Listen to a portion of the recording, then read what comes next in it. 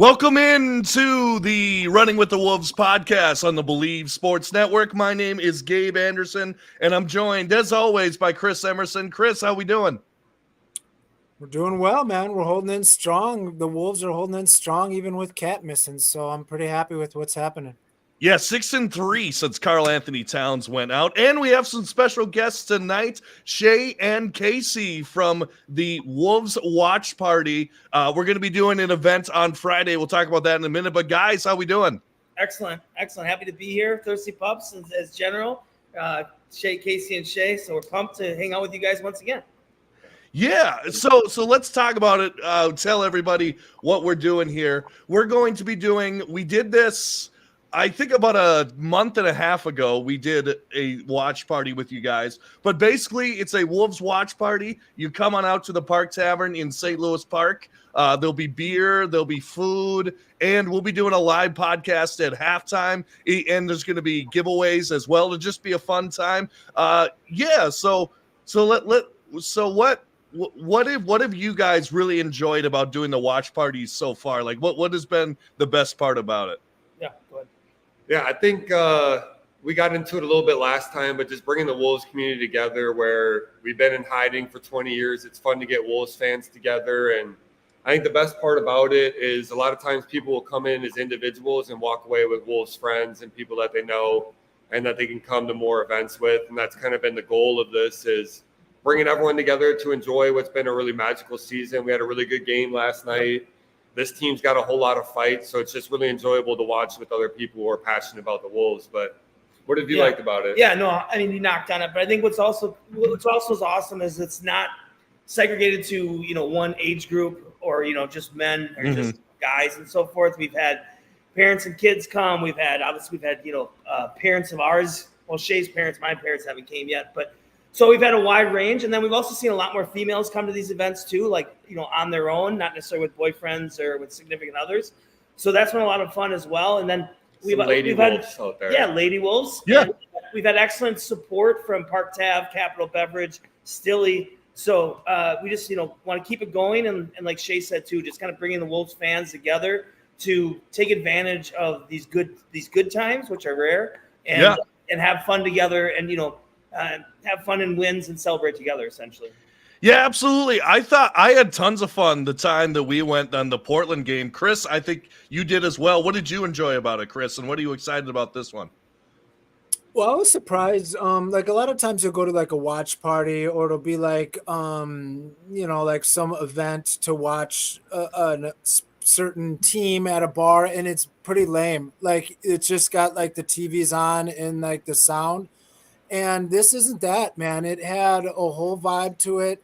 There was a lot of, there was some little games going on. There was some, like I know you've had trivia before. Yep. Like there's crowd interactment, but it's also not like an elementary fundraiser type thing where it's annoying. Like the people are annoying and they're in your face too much. Like you get to watch the game, you get to hang out, you get to have some booze.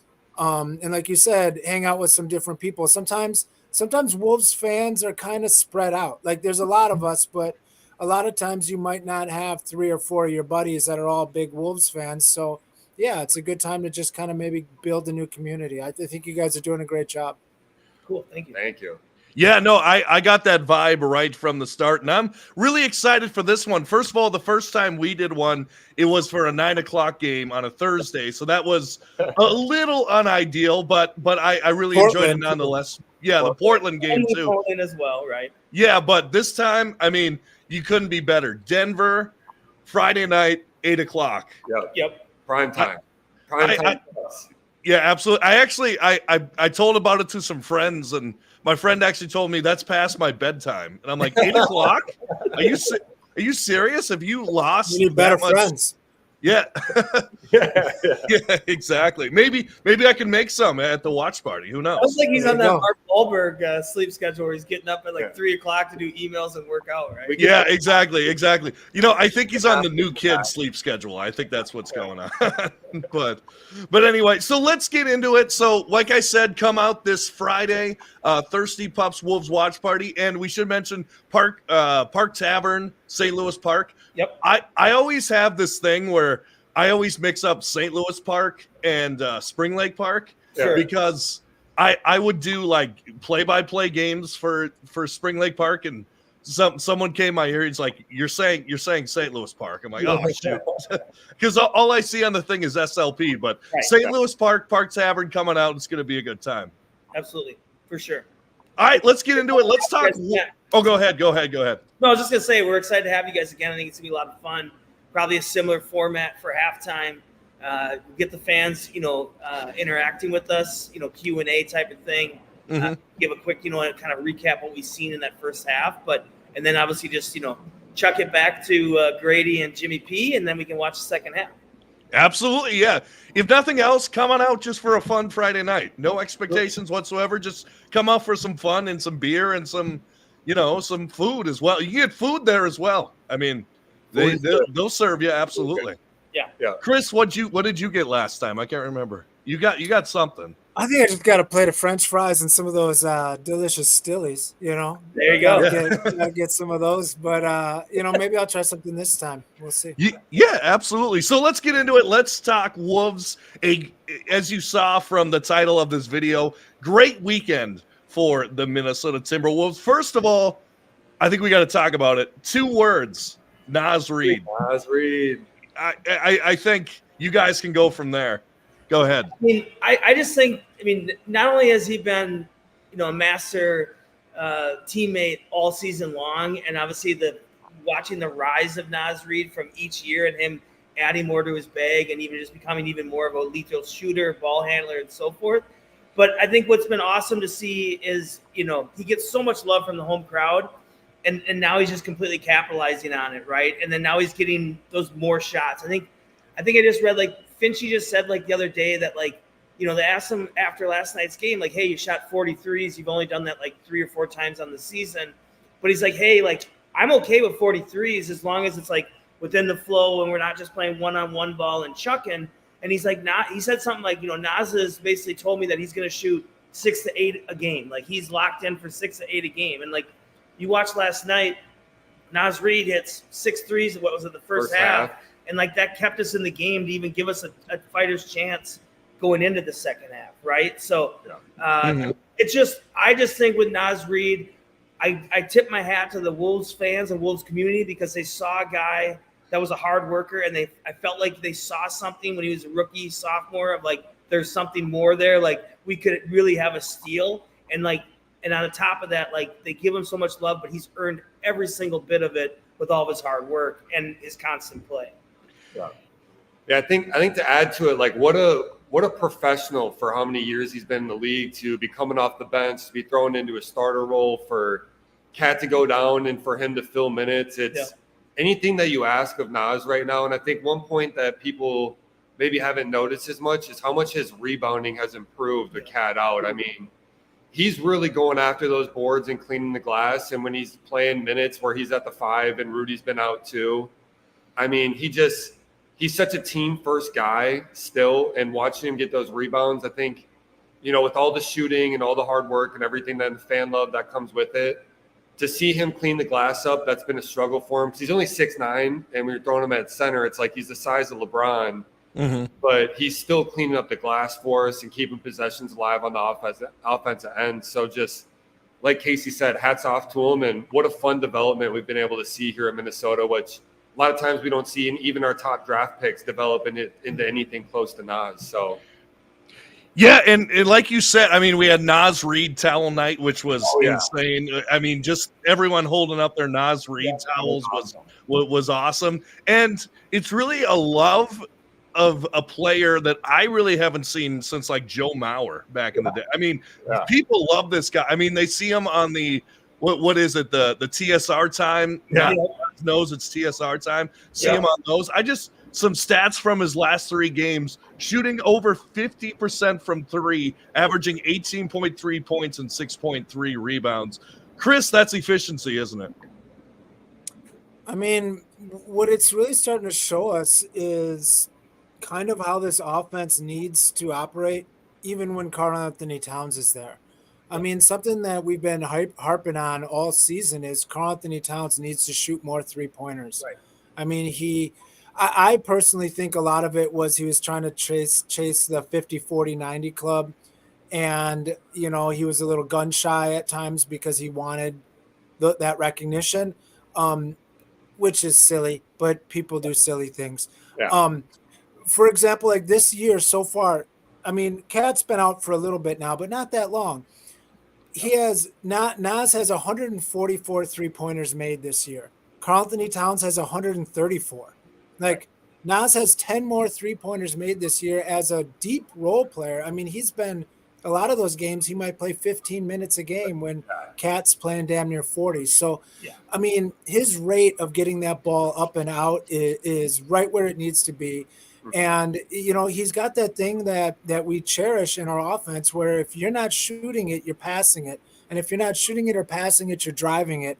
Nothing else. Like, there's no time for any of that other crap. So it's beautiful that he's you know, getting his opportunity and he's doing it within the flow of the system, which is great. 100%. Casey, like you said, the Wolves have shot 43 pointers 9 times this whole season.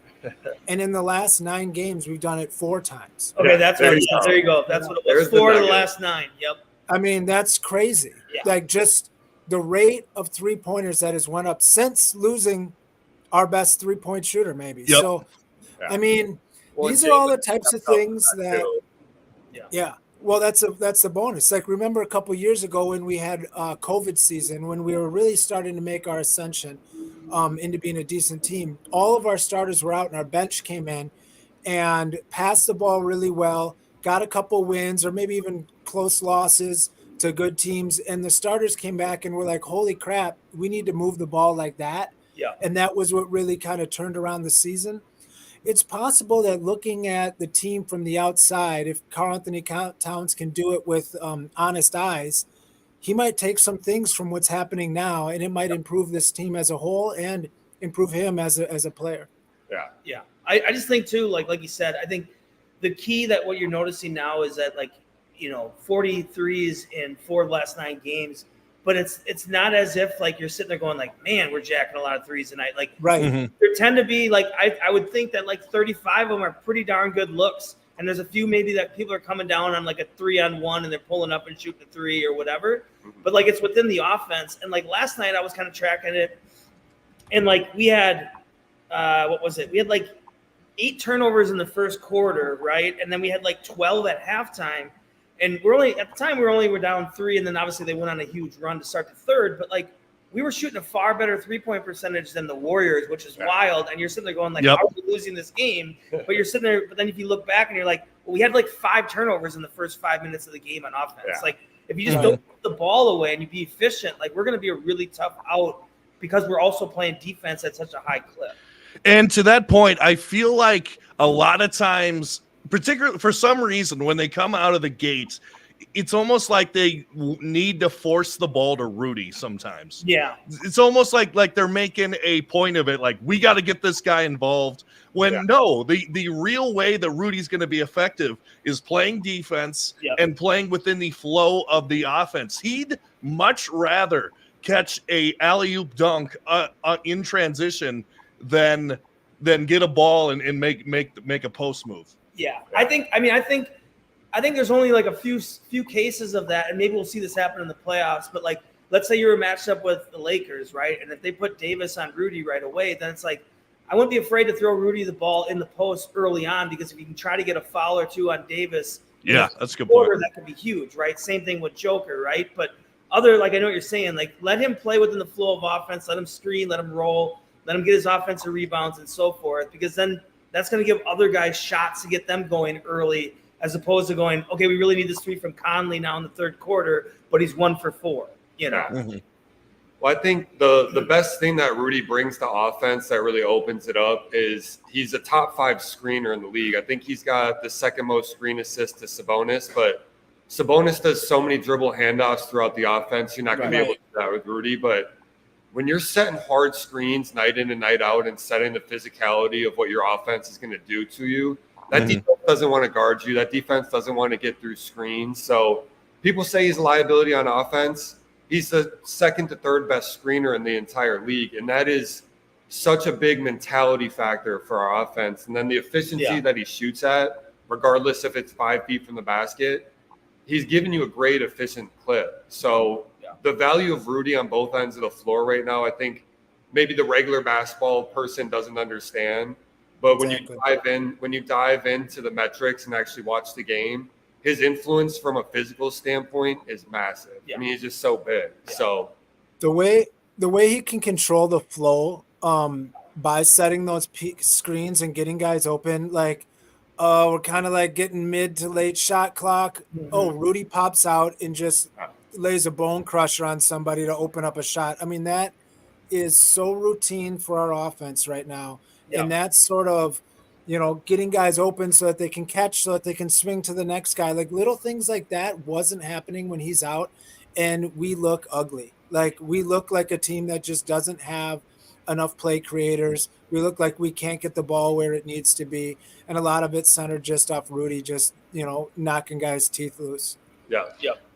Yeah, absolutely. And Rudy Gobert, and I think it's been such a blessing, particularly for Mike Conley, to have a guy that he didn't. Now, I know it's been a year and a half, but still, I mean, he came in, he didn't have to relearn how to play with the big man. He's just playing with the same big man he's already been playing with, and they already have that chemistry there. Yeah, no, absolutely. That was a huge pickup for us. I think having both of them together in their experience, where you looked at even the Miami Heat when they were trying to bring their super team together, it took them over a year before that chemistry really set in. So I don't think we'd be at where we're at today if they didn't have that chemistry coming in together to this team. So, we got to let Tim Conley cook. We can't always judge on the first couple games, but I think he's been bringing this team in the right direction, been making moves that sometimes we don't see, sometimes we disagree with, but for the most part, seems like they've been pretty effective moves for us. Well, maturity-wise, I mean, a lot of that was just for that. I mean, we are a young team, and not only were we a young team, but we were a pretty stupid team. Like, we do a lot of dumb things. We don't act very mature. Like, a lot of guys that aren't only young, but also, like, very inexperienced. Like, Anthony Edwards had hardly played at any high level anything up into the NBA. Like, he wasn't on any high-level AAU. He wasn't on USA team. He wasn't on big Olympics team. Like, he just wasn't on that. Neither were any of the other guys. I mean, Karl Anthony Towns has never really done anything other than maybe college. He had a good run, NCAAs for a bit. But, like, we needed vets that can come in and run veteran stuff when it's needed. And one veteran with a bunch of knuckleheads isn't going to be able to get it done. You're going to need a couple so that you can have, you got some people behind you in an argument, when you got a couple vets there, and it's showed. And what Tim Connolly's done in a year and a half, 2 years is staggering, and I'm excited to see it, keep moving, because it's not like he's done yet. Right. And let's just say the veteran we needed, maybe for the time we needed him, but the veteran we needed wasn't Pat Beverly.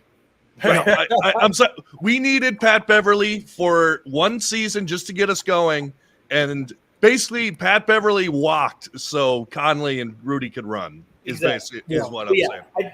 And I think the other thing too is what you notice with Conley. I mean, you might have gotten one of the.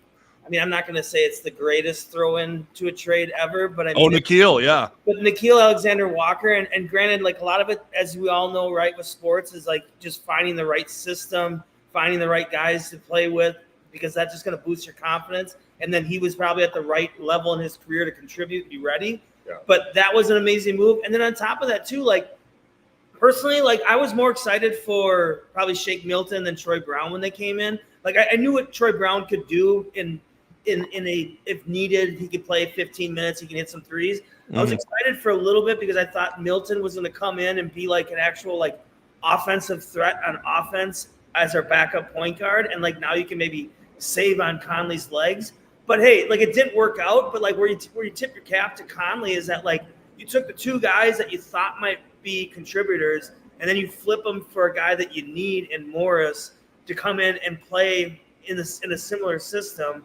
And we all know that him and Conley have like these crazy assist to turnover rates, right? And like Morris is sitting on 41-3 right now of assists to turnovers since he became a Wolf. Yeah. And I'm sure fans would love it if he hits more open threes and stuff like that. But look at his box score and just look at him when he's in the flow of the offense, and you realize why you got him and why he fits with us so well. Yeah. Plus, I mean, the defense too. He got a couple steals. I was listening to Locked On Wolves, which is another podcast that I love. He was talking about how Morris looked like Denver Morris in that Golden State game. So a great game out of him. So let's kind of transition here. Let's talk the playoffs a little bit. The Wolves are looking most likely at either a 1, a 2, but most likely a 3 seed. And right now there is a fight for the 6 seed between Phoenix, the Kings, and the Mavericks. Correct. Now, I was just looking. Are the Pelicans pretty locked into the 5th seed now? I think the Pelicans and the Clippers are potentially would be the 2 teams that might trade 4 or 5. 4 or 5. Yes, yep. And we got Phoenix, the Kings, and the Mavericks. And I was looking at strength of schedule left. Yep. And Phoenix has the hardest schedule left. They have to play the Nuggets, Thunder, us twice, the Clippers twice, the Pelicans twice, and the Cavs. Now, Dallas, the Mavericks. There's this lighter besides our games with us. It is their 20th. So they have to play the Thunder, the Kings twice, which I believe Dallas plays the Kings twice coming up, maybe even tonight. They play the Heat once, the Warriors twice, and the Rockets, who have been on fire, twice. So basically, I want to pass it to you guys. Who is your ideal? Let's say we're the 3 seed. Who is your ideal first round matchup of those 3 teams? Who do you want to play, and then who do you least want to play? Yep. You go ahead. What I will say is I do feel like there is a lot of hope. If you look at that OKC schedule remaining, there is. I mean, if we can play our game right, we could slide above OKC because they do play a lot of playoff contenders on both sides. I feel like they have a lot of tough Eastern Conference teams. That's true. I'm saying if we lock in at 3, I get it. For me personally, I know that people get a little worried about the Kings. I kind of like the Kings matchup, but at the same time, like the Suns don't scare me for the mere fact that it's like, okay, if the Suns are going to beat us, they're going to need like borderline 35 plus to 40 from Durant and Booker because they're not getting much from Beal. And then the supporting cast isn't doing a lot. And they're just they don't play defense and not very efficient on offense, right? Mm-hmm. When those guys are cooking, yes, they look like they're a lot of fun and a good team. But to me, like, the Kings, I know it's a fun matchup. They're up and down and crazy, but they lost a lot of their confidence and luster, at least it seems that they had last year. So, like, that aura that they had last year where, like, they were almost unbeatable and they took on every Western Conference team the same. Like, I know that we lost 2 games to them at home, but at the same time, like, they shot lights out in the in-season game. Yeah. And then the home game that we lost in overtime, like, numerous chances to win that game, and we also like spotted them like a 12-0 lead to start the game, right? And we didn't have Ant in the second half. Exactly. Right, which freaked out everybody because nobody knew why he left the arena. Right. People thought that he got upset at halftime with Finch and just like walked out. I'm like, I don't think that's the case. The Dallas, I know I'm hitting on all 3 of them, but like Dallas, go ahead. Dallas to me though, like once again, like, you know, I guess it comes down to like you pick your poison, right? Like I feel like Dallas, the way to beat them is similar to the way to beat the Nuggets is like Luka's going to get his. Just don't let Luka get, 8 to 10 assists like you do with Joker, right? Like if Joker gets 40, cool. But if he's not getting a bunch of easy assists to set people up and get him in the flow, like you have a better chance to beat him. And I also don't really see that like Kyrie's going to go on like a 6-game stretch during the series of like playing 25 plus points a night and hitting all these crazy circus shots. Mm-hmm. Yeah. I think for me, just to break it down, I think Sacramento would be the matchup that I want. I think in the first round of the playoffs, a lot of times star power carries you, but as you get deeper in the playoffs, I think your role players got to fill in a little bit more. And so a Booker, a KD, a Kyrie, and a Luka, I mean, once they get into the playoffs and they're logging those minutes and it's game time for them, that scares me a little bit more than De'Aaron Fox and Sabonis. Yeah, and Jaden's on De'Aaron Fox. Yeah, and when we're playing Sacramento, like Malik Monk's not going to have 36 points, whatever, in the last 12 minutes in OT. whatever he did against us. So Right. I think Rudy plays well against Sabonis, and to have Nah and throw Ant and some of these guys at De'Aaron Fox, I just don't think the Sacramento supporting cast and their star power would be as scary maybe as a Phoenix Suns or a Dallas. But at the end of the day, the West is so stacked. Those still are legitimate teams that you're going to have to put away. Oh, yeah. Regardless. And it's going to be a tough matchup. So, but I'm confident in this Wolves team right now and the way that they've been playing late in the game that, guys like Ant, and if we can get Cat back, I think we're going to be able to take care of all three of those teams when it comes down to it. And, hopefully get past that first round and we can lock that in as a banner up there that we made it out of the first round. But right. Yeah. How about for you guys? What would be the matchup if you had to choose? I'll go first, and I'll throw it to you, Chris. I was looking at some of the stats, and Kevin Durant, all time in the playoffs, is 101-65. He's 10-2 in the first round of the playoffs. Okay. So for that fact alone, I don't want to play the Suns. Just Durant scares me. Someone who's done it before, like you said, the Kings. You could say they've done it before, but have they really? I don't think they have. They've lost one playoff series. That's essentially where they've been. I would much rather play the Kings. The Mavericks, and I'll say this. I think we can beat any of those teams, like you were saying. Right. But I really think the Kings would be the best matchup, and I think that would be a fun series, too. Yeah. Oh, yeah. Like those are two fan bases that are hungry. Oh, absolutely. For a playoff win. I can see any of these series going 7. Yeah.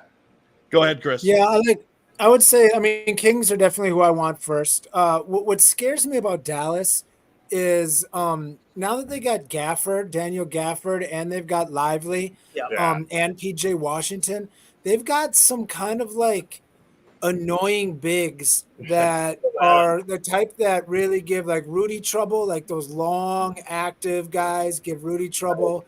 Cat doesn't want to, Cat can't outspeed either one of those guys. So, and he's definitely not taking them down low. So like, it's not a great matchup for like his mismatch. So like our mismatches aren't great on Dallas. Like they can kind of counter some of our size. And then, you got Luka Magic.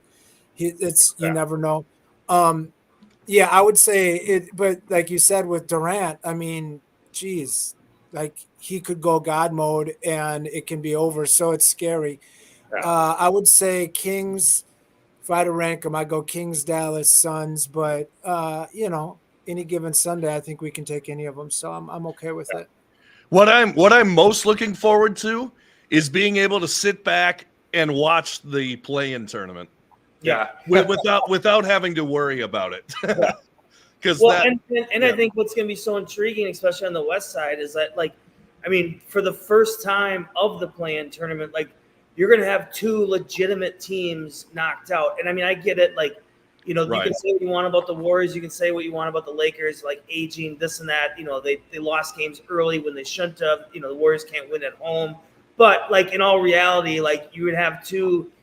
Whether they get knocked out or not, you're going to have two more legitimate teams getting beat out, as opposed to did we really take that number 9 or 10 seed that serious anyways, right? So I think that's one of these intriguing coming up for the play-in, more so than the East, obviously. Yeah, absolutely. If you look at the Eastern Conference, you got Atlanta, who's limping in without Sadiq Bey, without Trae Young, and then you've got the Bulls, who have been a mess ever since 2021, and then you got the Heat, who are scary. But other than that, you got a Joel Embiid-less 76. There will be way more eyes on the Western play-in tournament than there will the East. And don't sleep on the Rockets. The Rockets. That's true.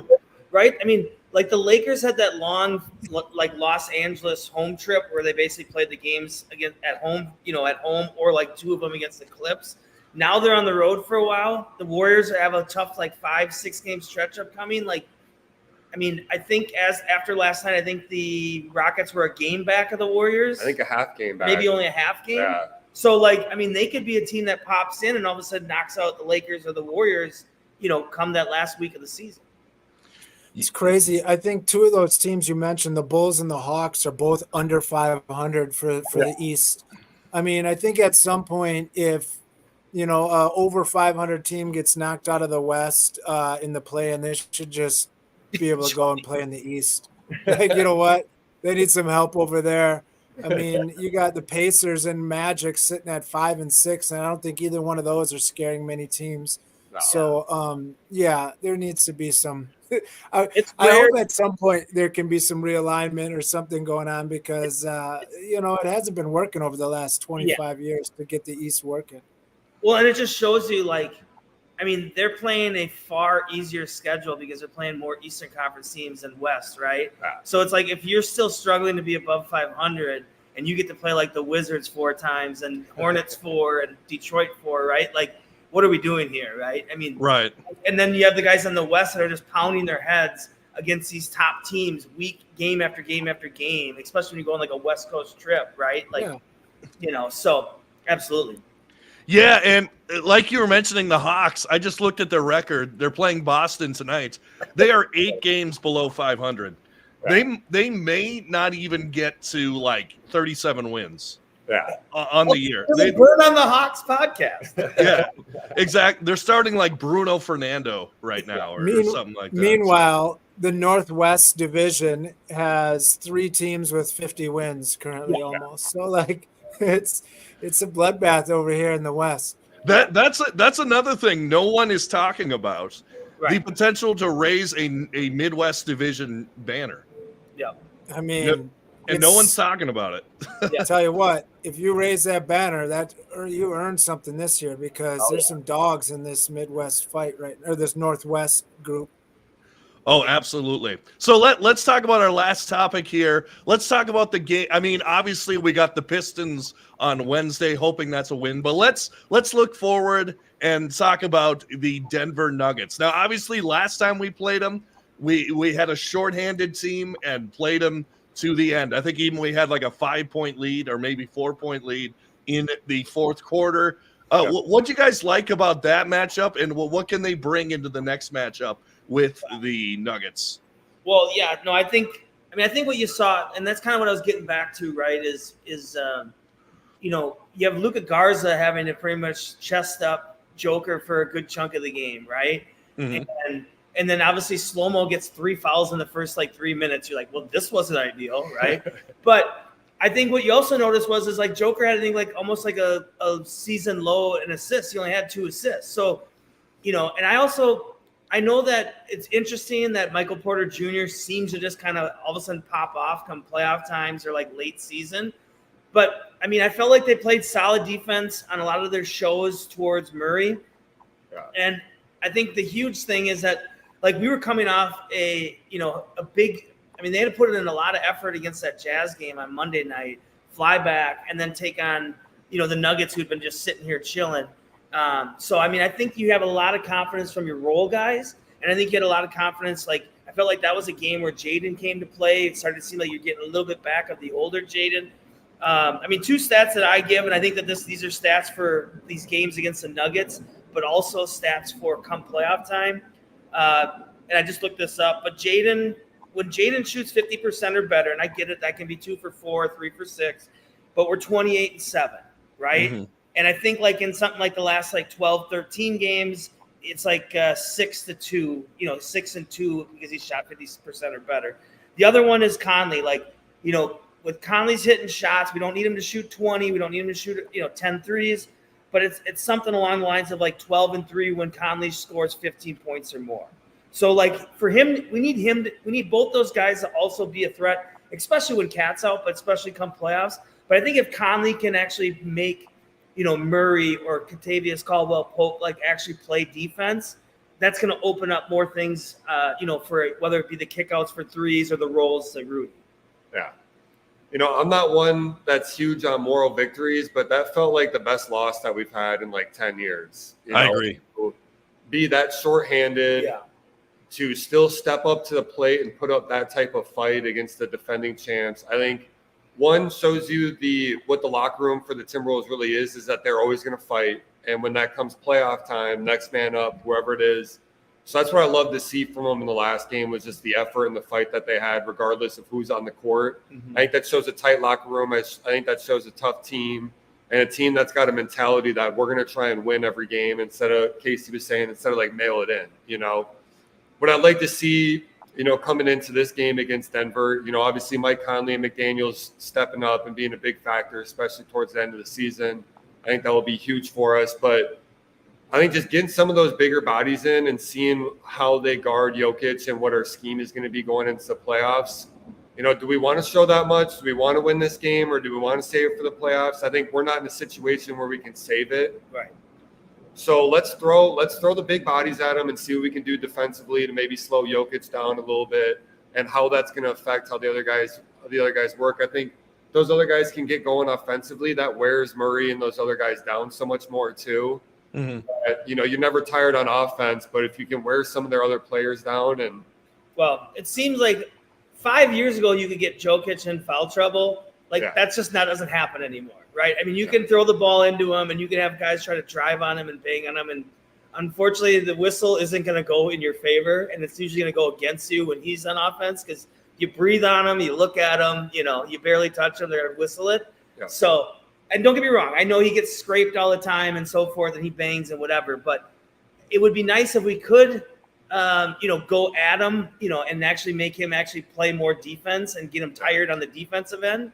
But at the same time, like, that just doesn't always work that way with the way that the league is whistling for him. So. Well, and even with the big bodies on the other side of it, maybe we do throw some smaller, quicker lineups at them because they seem to struggle with that.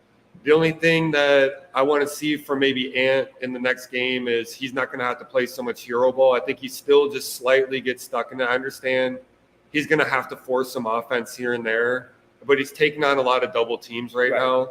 Trust your teammates. Keep that ball moving. Like when Nas has come in, don't let that ball stick. Make that defense for Denver work. Yeah, that's going to slow the game down. We're going to be a little bit more efficient. And like I said, Ant's going to have to force it at some point, just being our first offensive option.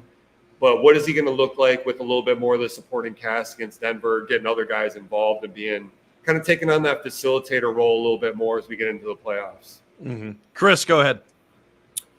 Yeah, I mean, the last game was interesting because like one thing we didn't mention quite, maybe not as up front, was Nas was out too. I mean, that's a huge just scoring guy out, and we didn't have a good game. I mean, we lost to him by like 2 points, but like, I mean, other than, you know, Jaden McDaniels going bananas for tying his whopping career high of 26, I mean, Nah had 4 points. Right. Like that's a super low for him. Yeah. Like, you know, Slow-Mo only had 12. So it's not like he like really stepped up and like, you know, filled a huge gap. You know, Conley had 13. So it's not like he exploded. Like our bench didn't really do much. So like we just kind of had everyone sort of play their role and do it well. And then of course, you know, Jaden blew up. So we're going to need something. We're going to need somebody to blow up. Like we need multiple 20-point scorers a game to win, period. I don't know if that's going to be Conley. I don't know if that's going to be McDaniels. I don't know if that's going to be Nas, but one of those guys is going to have to give us 20. And more so, I think it's good to see what Denver's going to do to defend a guy like Nas. That's what's trouble for them, because I think we're still going to defend Jokic with a smaller guy like Slow-Mo, or like that's what we like to do is throw a guy to kind of get in his legs, kind of make it so he can't get exactly where he wants. And then when he starts getting to the rim, that's when we bring Rudy over to kind of double at the rim. But it's going to be fun to see how they counter and how do they defend Rudy. Like who are they going to catch? Who's going to be, you know, defending him in the dunker spot, or who's going to be defending Nas? Is it going to be, you know, Gordon? If it is, then that's a guy that they like to put on Edwards sometimes. So that'll be off. So there's a lot of chess pieces, and like I heard some national ESPN radio, which was amazing. They were talking basketball to begin with. Yeah. Even more amazing that they were talking Wolves, basically Nuggets adjacent Wolves. They said, who can stop the Nuggets? Because it was after they went on a little run recently, and they're like, it's really the Timberwolves or nobody. Yeah. So I mean, even nationally, they know that we're the best matchup for them. So. You know, it's going to be fun to see how this plays out, and it's just another chess piece and some experience going forward for the playoffs. Yeah. Absolutely. I would love to see the Nuggets in a second round or third round matchups. That would be fun. But I think we'll put an exclamation point on it there. Shea and Casey, thanks so much for being here. Thank you guys. I appreciate it. It was a lot of fun again. Yeah, we're looking forward to Friday. I think it's going to be a great night. Like we said, prime time, Friday, 8 o'clock. We're going to get a bunch of people in here. So if you're a Wolves fan, if you're coming with the group, if you're coming by yourself, come stop by. Come introduce yourself if you see us. Yep. And come connect with other Wolves fans and, potentially get some giveaways, get some stillies. Yep. Just have a good Friday night. I mean, absolutely. The Wolves and beer. It doesn't get better than that. And Chris, thanks so much for being here. Yeah, no problem, man. See you guys on Friday. Sure. And just to recap everything we're doing, come on out to the St. Louis Park Tavern for the Thirsty Pups Wolves watch party, I should say. It'll be a good time. We're going to be doing a live podcast at halftime. We'll all be there. It'll be a fun time. This is the Running with the Wolves podcast on the Believe Sports Network. Make sure to like, share, and subscribe on YouTube. And if you're listening on Spotify or Apple Podcasts, give us a 5-star rating or the rating you think we deserve. And as always, go Wolves. Awesome.